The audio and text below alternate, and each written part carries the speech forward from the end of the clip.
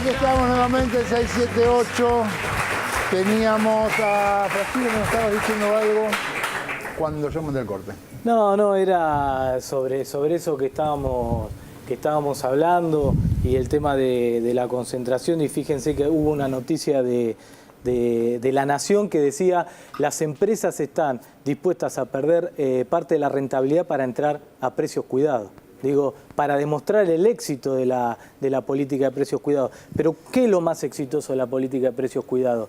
Que se le muestra a la gente, y eso es lo que le duele a los economistas ortodoxos y a los grupos, que decían que la suba de precio era culpa del gobierno nacional y estaba como instalado, estaba como sentido común eso. Bueno, la política de precios cuidados, entre otras cosas, y por eso lo exitoso desde mi punto de vista, es que rompe con eso, y ahora la gente se empieza a dar cuenta que en realidad no es cosa del gobierno, y eso es lo que le duele a los gobiernos, a los economistas ortodoxos y a los opositores al gobierno nacional.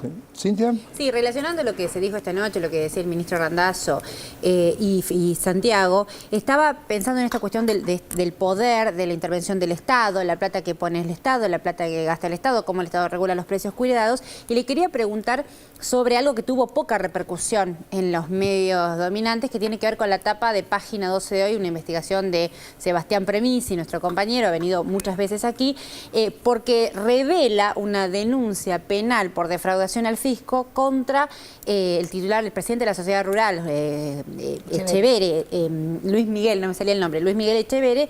Justamente una de los querellantes, algo impresionante, es su hermana, y por ejemplo habla de evasión de bienes, transferencia de bienes a sus cuentas personales, pero por ejemplo Las Margaritas, que es la estancia de Echevere, tiene 5.000 hectáreas y de ganancias pagó en el último registro, el último ejercicio, 110.000 pesos. Estoy hablando justamente con estas cuestiones de poder.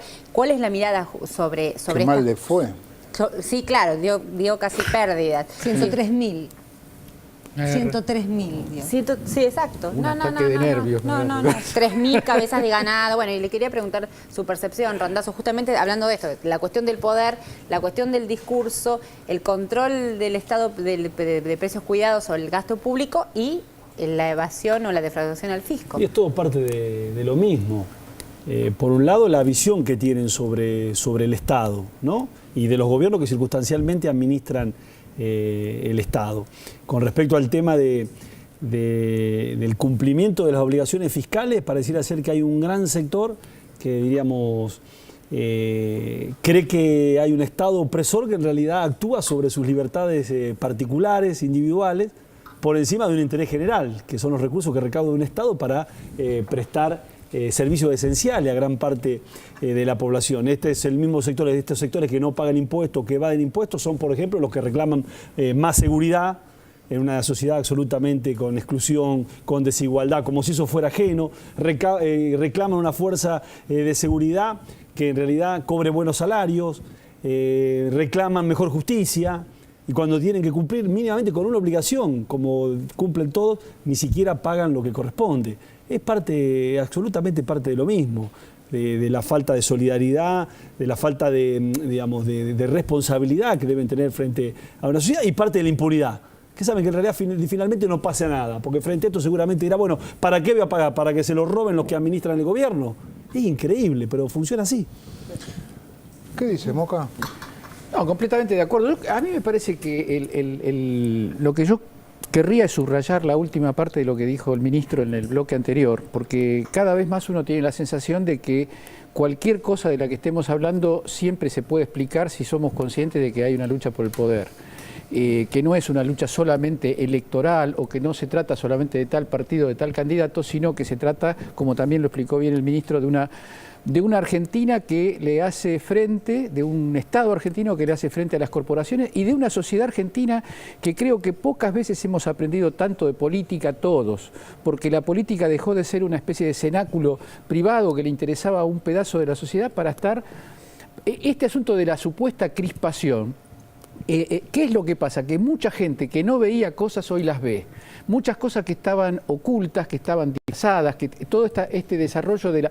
Esto que dice Santiago, uno puede discutir 1000 años en las academias, en las universidades, de dónde sale la inflación, pero cuando un gobierno y un pueblo ponen el tema de cómo se forman los precios y quién se queda con qué, Esa es la política, los debates ideológicos, los debates académicos finalmente los resuelve la política. Las tensiones, si no llegan a la política, ¿cuántas veces hemos dicho los medios de comunicación cómo tergiversan, cómo están concentrados? Mucha gente se pasó la vida hablando de esto. ¿Por qué hoy está en el centro? Porque la política lo puso en el centro, Néstor Kirchner lo puso en el centro y Cristina Kirchner lo Y puso eso en el centro.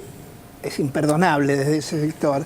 Y mientras ustedes expresaban cada uno de sus áreas en lo que hablamos, las políticas de Estado, incluso hizo mención Palma, las políticas de Estado, yo me preguntaba, los políticos de la oposición, también es una pregunta básica e ingenua, yo tengo mi respuesta, pero no vale mi respuesta, vale la pregunta. Los políticos de la oposición, la mayoría, estén en alianzas o en semialianzas, ¿por qué no coinciden con esta política de Estado? ¿A quiénes representan? Porque hay políticas como la asignación universal, todas las que hemos mencionado cotidianamente aquí, que merecerían un apoyo o por lo menos una mirada de comprensión, de tolerancia política. Y solo merece la negatividad, la negación. A mí eso me llama la atención. Muy pocas veces ocurrió eso en la historia argentina, tan evidente. Y no sienten pudor. No sienten pudor en estar afuera de ese colectivo, no sienten pudor ni vergüenza, porque, y acá aparece otra vez la palabra esa que se llama impunidad, que le decimos la impunidad que dan los medios. Es decir, si los medios no te cuestionan, no objetan esa mirada tuya que puede ser cipaya, débil, sometida, humillada, a veces es un bochorno ver cómo actúan algunos políticos, algunos líderes, no hablo ya de políticos menores, es porque la impunidad la dan los medios. Y entonces acá aparece lo que muchas veces hemos dicho los que estamos o estábamos en el periodismo, que es un género que me supera, honestamente me supera. Ayer escuché y les recomiendo, en el canal Encuentro, se lo recomiendo a todos y lo digo con orgullo porque lo vi 2 veces, un reportaje a Orson Welles. Sí, me lo comentaron. En el canal Encuentro. Escuchen los jóvenes porque es extraordinario.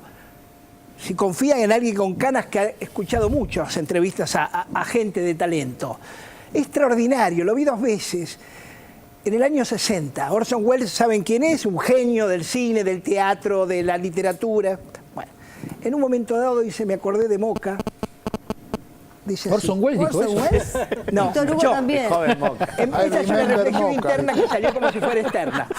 No, dice, le pregunta el entrevistador francés, era en París el reportaje, le pregunta, porque fue polifacético y se destacó en todo, y él lo ningunea y dice que el arte no es tan importante. Esto a mí me llamó la atención en alguien que está considerado precisamente. Dice, no, dice, a mí siempre me importó la política. La política es superior al arte. Orson Welles, lo recomiendo. Vamos a hacer un corte. Recuerden que mañana tenemos un debate entre economistas acá, Fernanda Vallejos y Tomás Bulat, en este programa 678. Ahora hacemos una pausa y ya volvemos.